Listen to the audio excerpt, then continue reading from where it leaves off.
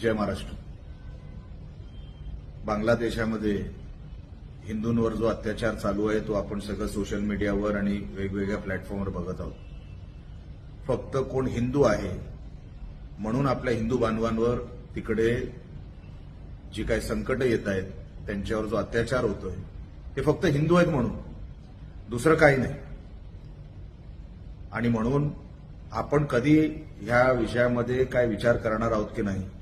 कुठल्या तरी देशामध्ये कोणतरी कुठे गाडी खाली येतं, 2 गोळ्या खातं आणि त्याच्यासाठी अख्ख्या जगाचं लक्ष त्यांच्याकडे वळतं, त्यांच्या देशाकडे वळतं।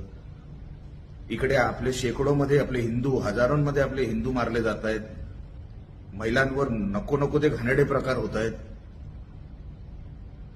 गोळ्या घातल्या जात आहेत, मुली पळवल्या जातात। हे काय आपण उघड्या डोळ्यांनी कसं बघत बसायचं। या 10 डिसेंबरला आपण राष्ट्रीय मानवाधिकार दिन साजरा करतो। मानवाधिकार हा दिन साजरा करण्यासाठी आपण सगळ्यांनी एकत्र आलं पाहिजे। त्याच्यासाठी आम्ही सिंधुदुर्गात ओरस या ठिकाणी सगळे सकाळी 10 वाजता जमणार आहोत।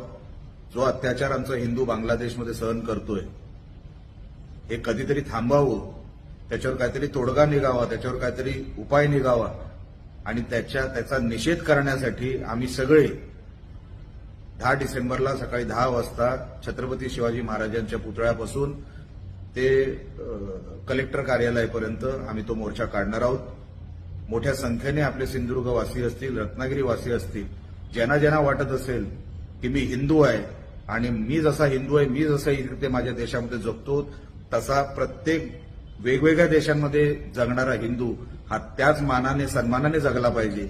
आणि जे भयाव परिस्थिती आमच्या हिंदूंवर तिथे बांगलादेशमध्ये आली आहे त्यांना कसंही करून त्यांची सुटका झाली पाहिजे, त्यांचे जीव वाचले पाहिजे, आमच्या माता भगिनींचे तिकडे जीव वाचले पाहिजे। ह्याच्यासाठी आपल्या सरकारने पावलं उचलावीत आणि जे काही करणं शक्य आहे आमच्या त्या हिंदू बांधवांसाठी करावं, हिंदू कुटुंबांसाठी करावं।